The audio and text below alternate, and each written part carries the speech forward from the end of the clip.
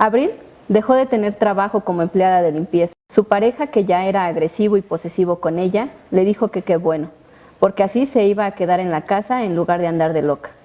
Poco después, cuando también a él lo mandaron a descanso obligado, la violencia se volvió constante y cada vez más fuerte y peligrosa.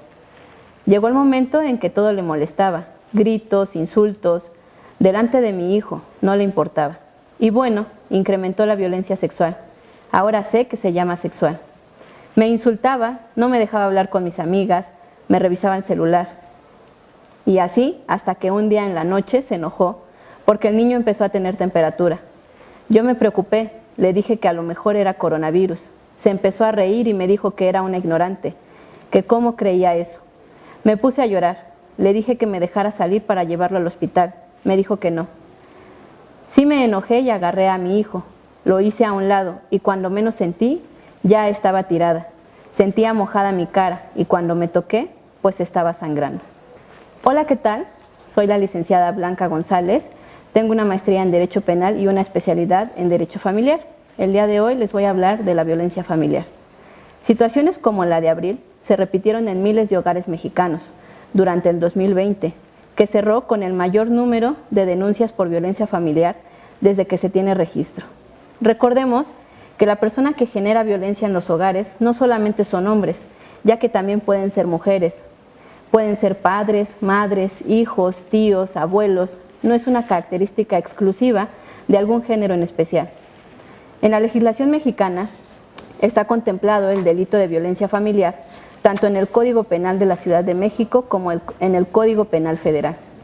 Existen diferentes tipos de violencia y lo marca bien el código, como por ejemplo, la violencia física, la cual se refiere a golpes que causan lesiones físicas que pueden incluir moretones, fractura de huesos, sangrado interno e incluso la muerte. A menudo el maltrato comienza con contactos leves y con el tiempo empeora para convertirse en acciones más violentas. Otra de las violencias que sufre la mujer, o en este caso la familia, es la violencia sexual. Suele acompañar o seguir el maltrato físico y tiene como consecuencia una violación u otra actividad sexual forzada. Otro de los tipos de violencia es la violencia psicológica o emocional. Una persona que maltrata a menudo lo hace mentalmente o emocionalmente con palabras, amenazas, hostigamiento, posesión extrema, aislamiento forzado y destrucción de pertenencias. Otro tipo de violencia es la violencia económica. Esto se da cuando la persona que maltrata controla el acceso a todos los recursos de la víctima, como el tiempo, el transporte, el alimento, la vestimenta, el refugio y el dinero. Cuando la víctima abandona la relación violenta, el perpetrador puede recurrir al aspecto económico como una manera de presión o control, u obligar a la víctima para que pueda regresar a casa y seguir con la violencia. ¿Cómo se denuncia la violencia familiar? Para este tipo de denuncia se puede hablar a la policía a través del 911 o acudir a cualquier fiscalía local. Debido al confinamiento se han habilitado diferentes canales de comunicación, ya sea vía telefónica o a través de denuncias por internet. ¿Qué sigue después de denunciar?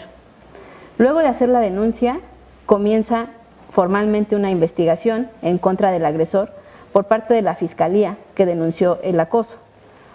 Se le asigna un número de carpeta de investigación para que después la fiscalía ejecute y ordene actos de investigación para poder armar e integrar el caso y poder avanzar a las siguientes etapas del proceso.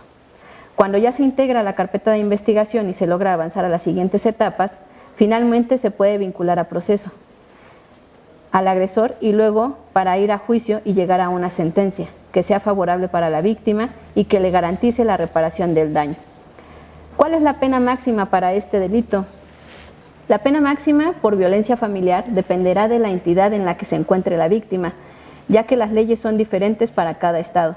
Sin embargo, la pena en el rango federal es de 6 meses a 4 años de prisión, mientras que en la Ciudad de México el delito se castiga con 1 a 6 años de prisión. Además de la pena de prisión, se contempla el tratamiento psicológico y una orden de restricción hacia la víctima, entre otras más. En el país, una de las asociaciones especialistas en el delito de violencia familiar es la Red Nacional de Refugios, la cual se encarga de dar un espacio a las mujeres víctimas de violencia de género. Una de sus recomendaciones es identificar las zonas seguras de la casa y construir un plan de seguridad con sus hijos o hijas, así como mantener contacto con redes de apoyo y anotar los números de emergencia. Y bueno, ustedes se preguntarán, ¿qué fue de Abril? Abril, la mujer a la que su pareja golpeó hasta hacerla sangrar, cuando quiso llevar a su hijo al hospital. Ella no llamó al 911 ni acudió al Ministerio Público, porque el hombre con el que vivía era policía. Había escuchado otra campaña de una asociación civil, justo, la Red Nacional de Refugios, para mujeres víctimas de violencia, y tampoco podía llamar por teléfono porque no quería que la escucharan. Decidió escribir por Facebook en un momento que entró al baño. Y ella comenta, cuando recobré la conciencia y vi a mi hijo tirado a mi lado, lloré. Supe que él no lo merecía, y yo tampoco. Así que mientras él me pedía perdón, yo estaba pensando en cómo salir de eso. Dije, es la última vez que aguanto esto y quiero vivir. Como estaba él, pues ahora sí, con la cola entre las patas, al otro día me dijo que me quería mucho y que me iba a ir a comprar el desayuno. Me preguntó qué se me antojaba. Le dije que carnitas, porque donde las compra está muy lejos de la casa. Y sí se enojó, pero me volteó a ver y me dijo, está bien, espérame. Vete haciendo los frijoles y ahora vengo. Se salió y en ese momento me levanté, hice la mochila que me había comentado en la red, junté unas monedas que tenía y no lo pensé, me salí con mi hijo.